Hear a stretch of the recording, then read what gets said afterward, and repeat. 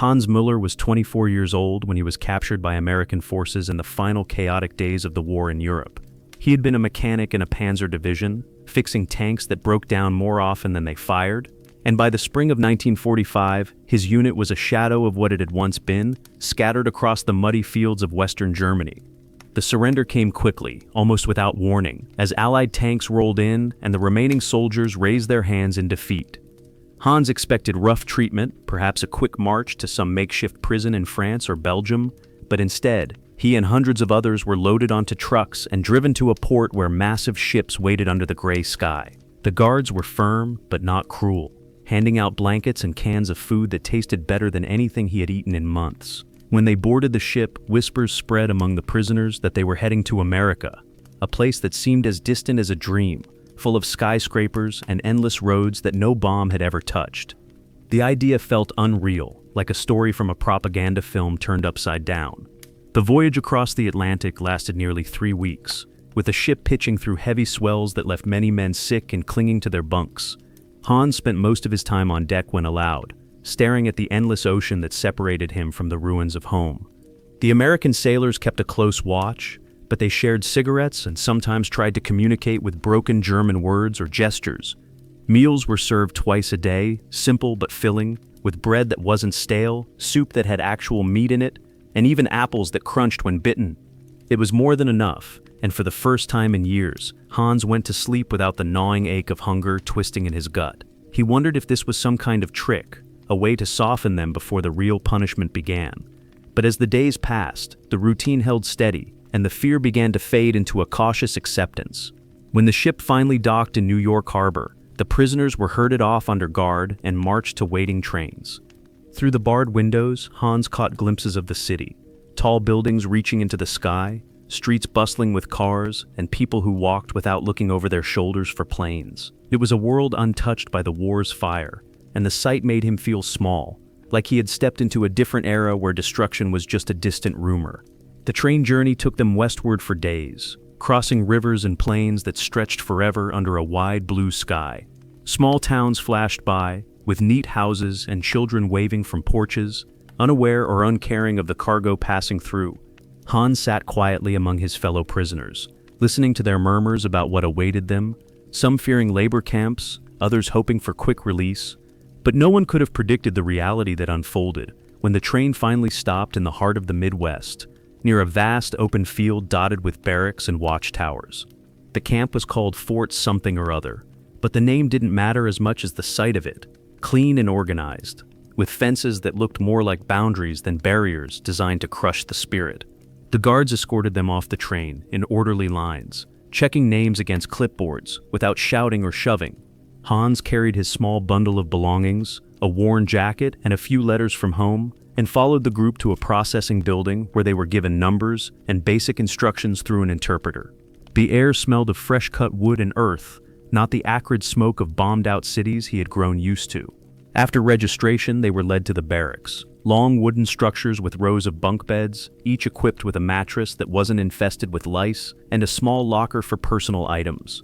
It was basic, utilitarian, but spotless, with windows that let in sunlight and floors swept clean. Hans chose a lower bunk near the window and sat down, feeling the springs give slightly under his weight, a small luxury after years of sleeping on the ground or in crowded dugouts. The other men settled in similarly, exchanging glances that mixed relief with suspicion, wondering if this was temporary or if the harshness would come later. That first evening, a bell rang signaling dinner, and the prisoners filed out to a large mess hall where long tables waited under bright lights. The smell hit them first, a rich aroma of cooking meat and vegetables that made mouths water involuntarily. Hans picked up a metal tray and moved through the line, watching as cooks in white aprons piled on portions of beef stew, potatoes, carrots, and slices of bread with real butter. At the end, there was even a cup of coffee, hot and black, something he hadn't tasted properly since before the war escalated. He found a seat and stared at the food for a moment, half expecting it to be snatched away, but the guards simply stood at the edges of the room, watching without interference. When he finally took a bite, the flavors exploded in his mouth, warm and savory, filling the emptiness that had become a constant companion. Around him, the other men ate slowly at first, Then, with growing enthusiasm, the clatter of forks and low conversations filling the air. It wasn't gourmet, but it was abundant. And for prisoners who had survived on scraps and ersatz rations, it felt like a feast from another life.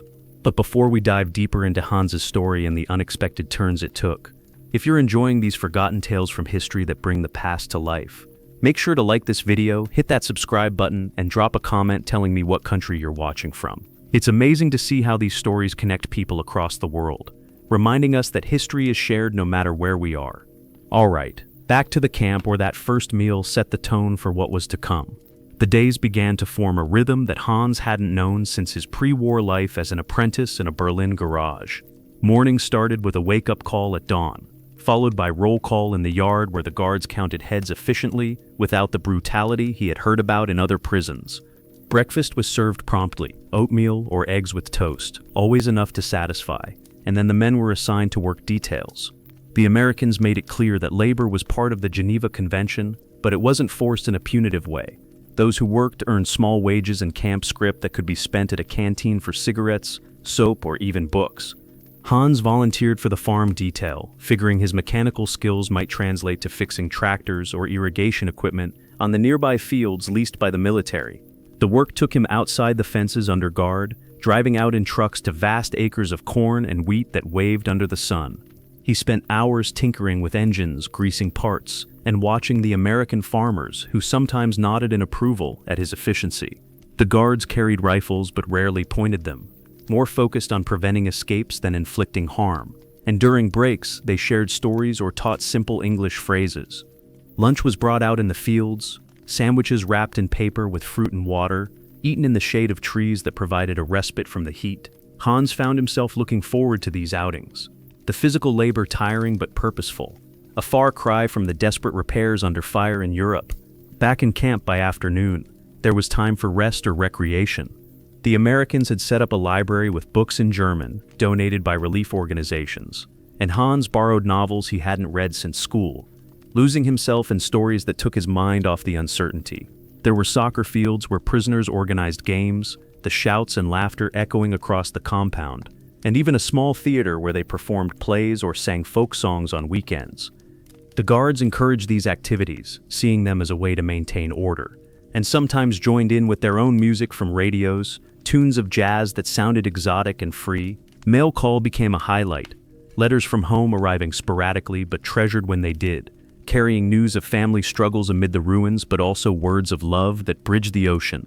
Hans wrote back carefully, avoiding details that might worry his parents, focusing instead on the strange normalcy of his days. Evenings brought dinner in the mess hall, menus rotating through familiar dishes like sausage and sauerkraut one night, then American staples like hamburgers the next, always with vegetables and dessert, a pie or pudding that sweetened the end of the day. The food never ceased to amaze him. In Germany by the war's end, meals were meager portions of turnips and watery soup. But here, seconds were available if you asked politely. He gained weight, his cheeks filling out, and the constant fatigue from malnutrition lifted, leaving him with energy he hadn't felt in years. As weeks turned to months, friendships formed among the prisoners, bonds forged in shared captivity that transcended old ranks or regions. They discussed the war quietly, debating what went wrong without the fervor of ideology.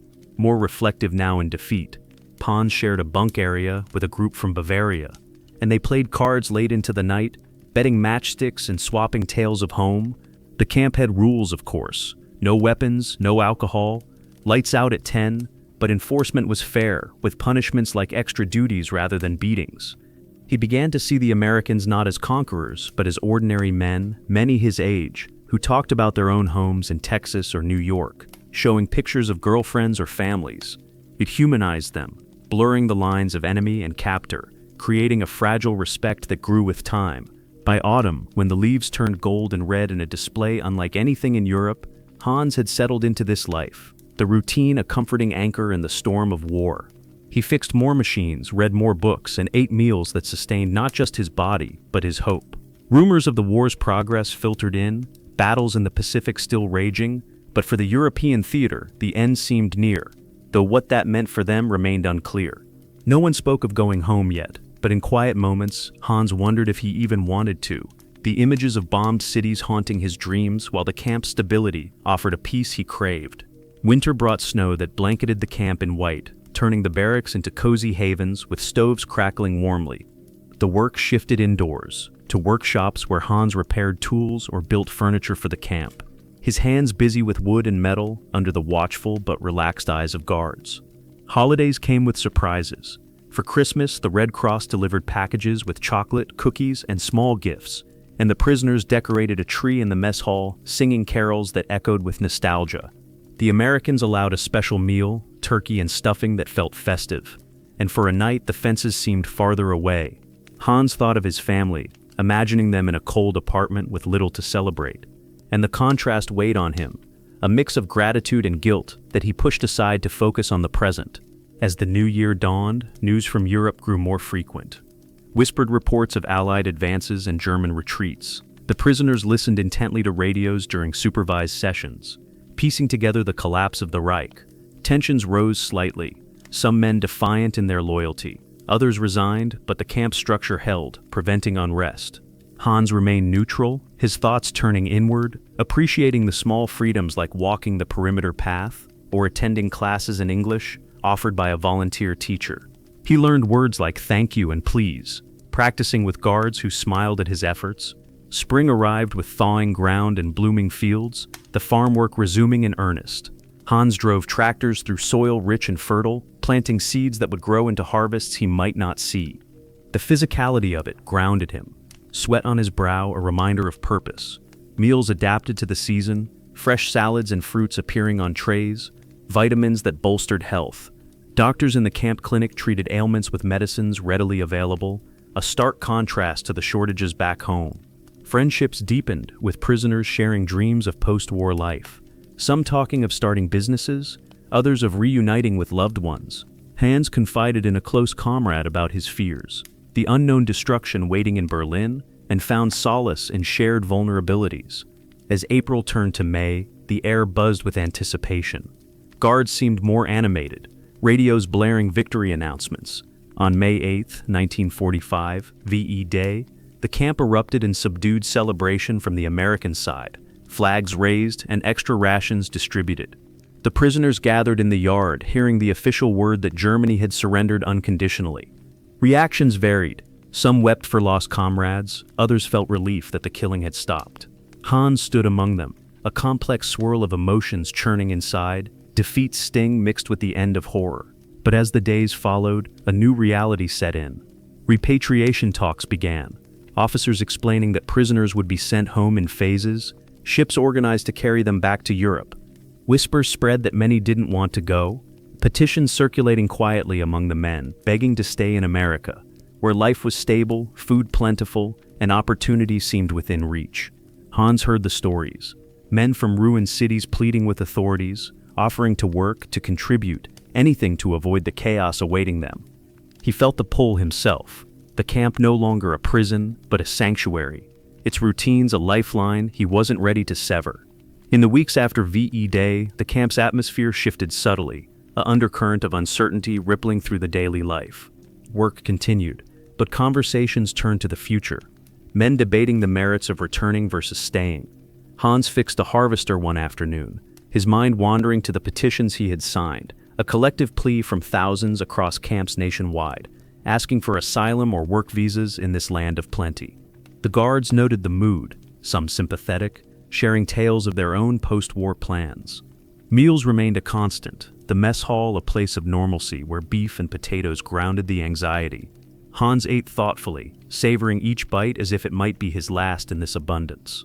Letters from home arrived more frequently now, describing devastation, homes gone, families displaced, hunger rampant amid occupation forces. His own missives from his sister painted a grim picture. Berlin in rubble, black markets thriving, survival a daily battle. The contrast sharpened his resolve. Why return to that when here he had structure, respect, and a chance to rebuild differently? Groups formed, prisoners meeting in barracks to draft letters to Congress or the president, arguing their case as skilled workers who could aid America's economy. Hans contributed his story, a mechanic eager to learn American ways, his words joining thousands in a chorus of desperation born from unexpected comfort. As summer approached, the first groups were called for repatriation, men packing with heavy hearts, some openly resisting, begging officers for reconsideration. Hans watched them go, trucks carrying them to trains, a mix of envy and dread in his chest. His name wasn't on the list yet, buying time, but the waiting gnawed at him.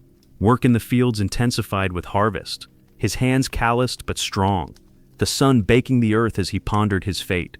Evenings brought cooler air, soccer games more fervent, as if to cling to the present. The canteen stocked new items, candy and magazines that distracted briefly from the looming departure. Rumors flew, some petitions granted, men allowed to stay with sponsors, others deported swiftly. Hans hoped for the former, his nights sleepless with what-ifs. In the mess hall one evening, over chicken and rice, a comrade shared news of a fellow POW marrying an American woman met through camp visits, securing his stay. It sparked ideas, though Hans had no such connection, only his skills and willingness. The guards, now more like acquaintances, offered advice, some writing letters of recommendation for good behavior. As the petitions gained traction in newspapers, public opinion stirred, stories of humane treatment leading to loyalty shifts. Hans read clippings in the library, headlines about German POWs preferring America, a testament to the camp's impact. Months passed, the routine holding firm, but the undercurrent grew stronger. Hans repaired a fence one day, symbolically mending what kept him in while yearning to remain beyond it. The food, always the anchor, reminded him daily of what he stood to lose. Fresh milk, eggs, meat that nourished body and soul. By late summer, decisions trickled in. Some men released to farms needing labor, others shipped out. Hans awaited his turn. The camp's stability, a bubble he feared bursting. Friendships strained with farewells, promises to write echoing hollowly. He threw himself into work, fixing engines with precision, earning praise that bolstered his case. As autumn leaves fell again, echoing his first year, Hans reflected on the transformation from fearful captive to reluctant repatriate, begging to stay in the land of his captors. The petitions swelled to thousands, a historical footnote of war's ironies. Men who found home in enemy soil, Hans's story intertwined with theirs, a mechanic whose heart shifted across the ocean, pleading for a new beginning in the wide open spaces that had unexpectedly captured him.